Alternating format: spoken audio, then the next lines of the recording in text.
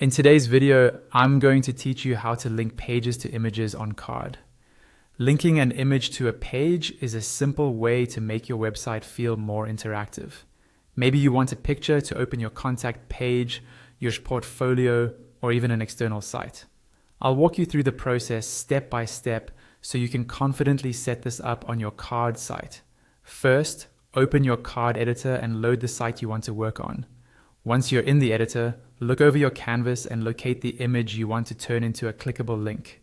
This could be a hero image, an icon, or even a small logo. Click directly on that image. When you select it, you'll see its settings appear on the left-hand panel of the editor. Take a moment to confirm you're looking at the image settings specifically, not the settings for a different element. You should see options that relate to the image itself, such as its source, size, or alignment.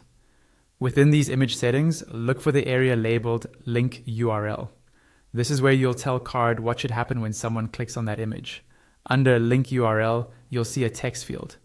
This is where you'll paste or type the link you want. There are three main ways you can use this. If you're linking to an external site, such as another website or a social profile, paste or type the full URL. Make sure it includes the beginning part, like HTTPS, so the link works properly. If you're linking to another Carrd page within the same multi-page site, type / followed by the page name. For example, if your other page is called About, you would write / then About. This tells Carrd to navigate to that internal page when the image is clicked. Finally, if you want to link to a specific section on the same page, use the section's name preceded by a hash symbol. So if your section is named Contact, you would type # then Contact. This creates a smooth scroll to that section when visitors click the image.